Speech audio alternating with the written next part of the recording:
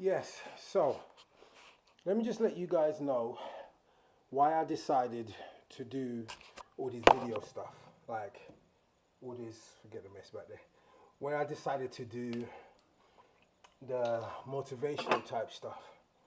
Well, to be honest, I've kind of only just kind of recovered in a sense, emotionally, mentally. Not mentally, I wasn't nuts or anything like that, you know what I mean? But like, I think growing up all your life, being told all your life that you were from, say, fully Nigerian, let's say, and then, you know, proper rooting, Nigerian independence comes, blah, blah, blah, blah. You're rooting it. And then your dad, you know, the person who you think is your father, hollers at you and says, son, come and see me. I need to speak to you about something. And you're like, oh, okay, cool. Yeah. Why not? You know? So as you do, you go and see your pops. And he says, he lays it on the line and he says, son, I got something to tell you. I am not your biological father. Well, I kind of knew that anyway. I kind of had an inkling, you know, age of 7, kind of had that kind of inkling that, you know what, something's not quite right, you know what I mean? I got my nephews and nieces here, I'm holding them in my arms, and they look more like my dad than I do. Something's not right. So anyway, he calls me. This is about 2000 and, this is time ago, you know, 2002. But it's taken me this long to get my head around it, to get over it. Why? Now, fast forward a little piece, 2010, my father passes away. Now, that was devastating because I went to Nigeria with Alexander Omosu, old school friend of mine, and basically I went to go and film. I hadn't been to Nigeria for like 20 years or something like that before that, and we went together to go and film, you know, some stuff with another cat, and I was only meant to stay 3 days. So I thought, nah, you know what? I ain't been in Niger for a minute. Let me stay, go and see a couple of family members. Alex, can you, you know, extend, you know, my stay a bit? He was like, yeah, cool, no problem, you know, blah blah, you know, did what he needed to do. Top guy. Thank you so much, Alexander Masu, for that. So now, before I went on this trip, my dad said to me, come and see me before you go because I need to speak to you about something again. Like, but I didn't go. I was like, you know, I'll go. I'll come. Well, when I come back from Niger, I'm only going to be there 3 days. I'll come and see him. Now, on my way back, I'm on a plane now, yeah. And this little girl was like about 2, and her mum was like, you know, that time lived in Edmonton, yeah. Now, the mum was beautiful, like straight up. So, you know what I mean? Like, hey, how you doing, miss? You alright? Oh, that's a beautiful daughter. You know, that kind of thing, yeah? And throughout the flight, whatnot, 2, 3 hours into the flight, she's sitting like in front of me. She shouts, die, die, die. I'm like, oh, whoa, what the heck is going on? We're on a plane. Scared the living daylights out of me, young lady. You know what I mean? So anyway, I didn't think nothing of it. Looked at her mum like, kids. And you know, didn't think nothing too much about it. And I thought, okay, got off the plane. So I got to my mum's, say about 7, 8 p.m. or whatever, 9 p.m. And around that time, my uncle that I went to go and actually, you know, see, like, you know, I stayed at his yard after I left Alex's and them. Basically said to me, you know, he'd called me already. So, you know, I was like, why you call me for? Because we had a conversation that, you know, about how I should go and see dad, that, you know, as often as I can and blah, blah. I was like, yeah, cool. So I then basically get the phone call from my uncle, and we call my uncle Action, yeah, as in Action Jackson, yeah. because he always does stuff like he's about it. You know what I mean?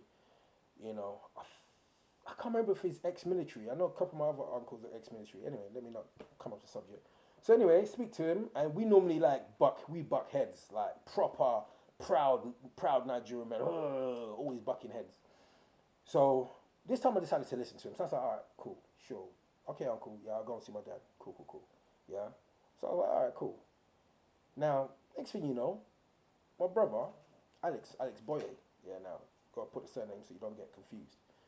Alex calls me from America now. Remember, like we're half brothers, half siblings, yeah. So he phones me. Now around this time, heard that his father passed away, say some 5 years ago, but he only just found out that day, and I just found out. So I was just like, oh man. So I thought he was phoning me, to kind of like confirm. I was like, yeah, sorry about your pops, blah blah. And he's like, what? No, sorry about your dad. I was like, what are you talking about? What do you mean, sorry about my dad? I turned to mum. Mum's silent. Yeah, I'm on the phone, Mum's silent. Mum didn't say nothing. Alex is like, what? Mum didn't tell you. I was like, Mum, what's Alex talking about? Mum didn't say a word. Yeah. So Mum's basically she called Alex before I got in, called my uncle before I got in, and to tell me this terrible news. So I phone all my other family members. I phoned Femi Ogans, yeah, and Femi's on the phone, and he tells me that my father's passed away, and like I am in tears, like I'm bawling like a baby, man. I'm on the stairs talking to my cousin, and he's telling me that my dad must have fallen, in a shower or something. I might have been on a shower floor for a good few hours before his carer, who also was his girlfriend somehow. I don't know how that happened. She was there to take care of him, but not to be his girlfriend. But anyway, I guess when you're with someone for so long, that's the same person you've seen every day, these things can happen. Or she took advantage of his weakness, as a lonely man at the time, because him and my mum weren't together no more. So basically, she found him on the floor, and apparently took him to the hospital, called the ambulance, and she tells his story. This is my cousin Femi saying that this woman tells his story, and says that just before he passes, he's singing "Meet Me by the River," which I believe is an old kind of funeral type, saying goodbye to the dead type song. So he's singing it, and my dad is kind of like he's kind of that one of those dudes, like they'll do that, be like, he'll just be. He's an emotional cat as well. He's an Aquarian as well, so he's an emotional cat. So it's like big old man. Like I think out of all my siblings, I think my dad's probably only cried in front of me, as far as I know. Please, just all my other siblings out there from my popsy side, my Nigerian popsy side, please confirm if that's true or not. I know you're gonna argue and say, nah, he cried in front of me too. Yeah. Anyway, but we just had this connection. You know what I mean? Like grown men like bawling. Ooh, yeah, don't, yeah. Whenever I start, he start. But anyway, get to the point now. So he passes away, and I'm now left with this devastation to find out, one, that this father of mine that I've known all my life, one, is not my father. Two, he knew that I wasn't his son all these years and still took care of me. Yeah? Now I had to try and get my head around that. And that gave me, it made me love him even more as my father, because he didn't have to do that. He didn't have to. He could have turfed me and my mum out or whatever. Yeah? But he loved my mum that much that he was willing to do that. That's love. Yeah? So the reason, going back to why I'm doing these videos, the reason I'm doing these videos is because I basically have had to rediscover myself. Yeah? Refine myself. So, quick story now. Like this is meant to be quick, but anyway, you know what I mean. So, a couple of years go by, I speak to my neighbor downstairs, Harriet. Yeah, my mum's neighbor at this present time, Harriet. Joy, her name is, her other name. And I'm just saying to her, hey, Joy, you know what I mean? She was, telling me about her father, about all the ruckus she has with her father, blah, blah. Rest his God rest his soul, because he just passed away, I think, not too long ago, I think in the summer sometime as well. So this is June 2016, he passed away, or 2000, June 2000, or July 2016. And she just, back then, like 2000 and maybe 6, 7, 8, I can't remember, yeah? Just before my dad dies, and we were basically talking, and I basically turned around and said, at least you know who your father is. You know what I mean? All the ruckus you're having with your dad, at least you know who your father is. She's like, what? That guy up there's not your father? I was like, no, not really. Like, he just told me that, that he's more or less my stepfather, that he's basically taking care of me, like, with my mum all my life, basically. Paid for my school fees, done this, done that, yeah? So I was like, wow. So she was like, wow. So she says, who's your real father? Do you know him? Do you know his name? At this point, I'd never met my dad. I just knew his name, and I knew he was from Barbados, because my mum did some, went to go speak to her old, colleagues, because as far as she knew, this gives you an insight into my life, my mother's life. You know what I mean? As far as she knew, he was from Jamaica, because around the time 60s or whatever, 60s, my dad, my real father, who I've now met, came to England when he was 20, I believe, yeah? So, and he's 75 on the 10th now, yeah? So, on the 10th of December, 2016. So, so basically, I tell Harriet, aka Joy, that, my father's name is Tony Ford. Tony Ford, yeah? And he is he used to basically work on London Underground as a inspector or whatever. So she was like, yeah, sure. I'll figure out, try and I know a couple of Asians around here that I can talk to. Yeah. Now let me just quickly go back to where I was when how I got the name Anthony. Yeah. Now being Catholic, growing up as Catholic, the name Anthony, or any sort of Catholic name, or what they call Christian names and whatnot, yeah. So my Nigerian name is Oluwarotimi, which means Timmy, Oluwarotimi. God stay with me, yeah. That's a Nigerian name, yeah. And when you're in Catholic school in Nigeria, I spent about 6 years in Nigeria, although born in London. You have to choose a Catholic name, Christian name, yeah. So I remember my mum giving me this ring, and it had an A on it, a letter A on it. And she said to me, this ring belongs to your brother Alex, yeah. But obviously he's too small for him. It's probably around the right size for you now. So I'm about 6'7" at this time. Now one of my favorite actors is Tony Curtis. It's my favorite actor, Tony Curtis. Now if you change your name to Anthony, you know, now 6, 7 years old, yeah, when your mum's saying this, yeah, you're thinking, yeah, that is a good name. And Tony Curtis was one of my favorite actors back then as well. You can have this ring if you change your name to Anthony. Yeah, Tony Curtis. Now, fast forward. My real father's name is Tony Ford. So my mum didn't tell me all these years that my real father was Tony Ford. And she knew this. Yeah. Now, I'm not bitter. Yeah. Like, don't get me wrong, I got over all of that. Yeah. Now, imagine this. So my neighbor of 16 years at the time, yeah, basically has found back then my real father, yeah, found my real father through a couple of people that she spoke to. That's why it's good to talk. Put your stuff out there. As black folk, we like to hush our mouths and not say anything. Put your issues out there. You need to talk, because if you don't talk, you don't solve. Yeah? You need to solve these issues, yeah? These secrets and stuff like that, that black folk, that we like to keep to ourselves, no, don't do that. Open, yeah? Be an open book. Not everybody can do this, I understand that. But to a certain extent, if you got an issue, speak to somebody about it, yeah? Because you don't know who's going to solve your issue for you.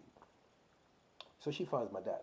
Now, Fast forward a little bit again. This is like I didn't get to, he sends me a message through